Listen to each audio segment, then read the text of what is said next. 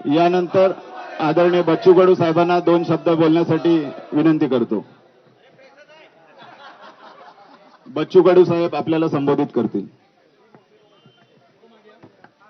सर्वांना जय महाराष्ट्र.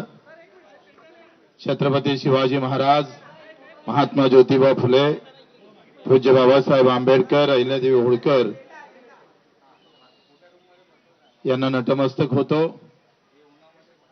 खरं तर आज राष्ट्रसंत तुकडोजी महाराजांची जयंती आहे. त्या जयंतीच्या सर्वांना शुभेच्छा देतो. राष्ट्रसंतांनी आपली ग्रामगीता लिहिताना ते शेतकऱ्यांना अर्पित केली होती. त्यांच्या पहिल्या पेजवर शेतकऱ्याचा हल हे सगळं चित्र रेखांकित केलं होतं. खरं तर योगायोग फार चांगला आहे. ज्या वंचित घटकांसाठी ग्रामगीता लिहिली त्यांच्या जयंतीच्या दिवशी आज आम्ही धनुष्यबाण शिंदे साहेबांच्या नेतृत्वात शेतकरी आणि दिव्यांगांसाठी मजबूतीने उचलल्याशिवाय राहणार नाही.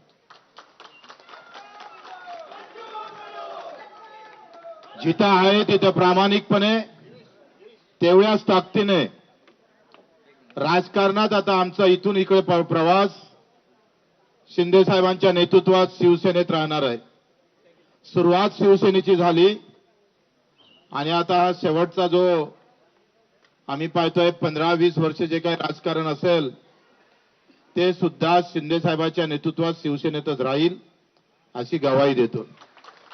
निवड आमदारकीच्या पदासाठी नाही तर मुद्द्याची लढाई अधिक मजबूत झाली पाहिजे. शिंदे साहेबांचा स्वभाव सेवाभावी आहे.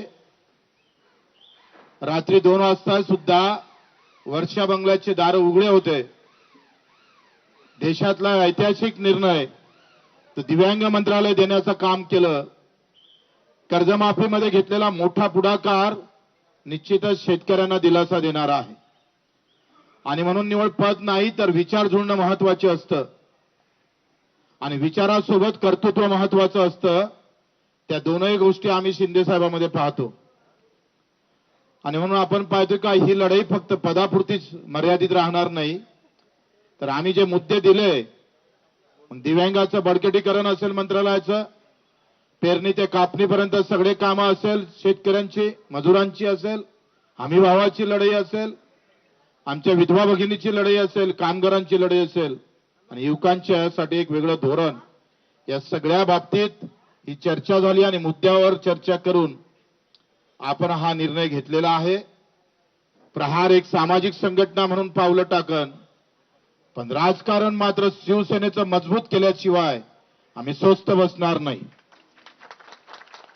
या महाराष्ट्राच्या कानाकोपऱ्यात जिथे जिथे उभं करता येईल शिवसैनिक उभा करू आणि तो शेतकऱ्यांसाठी, खऱ्या अर्थानं मजुरांसाठी, वंचितांसाठी आणि अधिक दृढ सेवेसाठी जो छत्रपती शिवरायानं जो विचार ठेवला होता, आखरी हे राज्य रयतेचं आहे.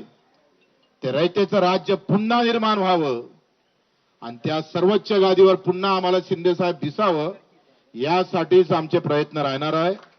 म्हणून मी आपले आभारही मानतो शिंदे साहेबांचे.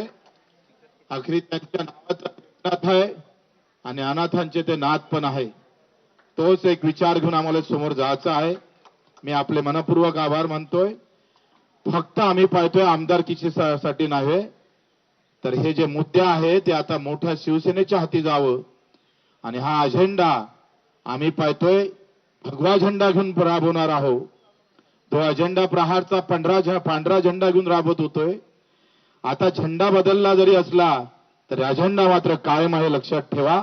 आणि तोच अजेंडा घेऊन आपण समोर जाऊ.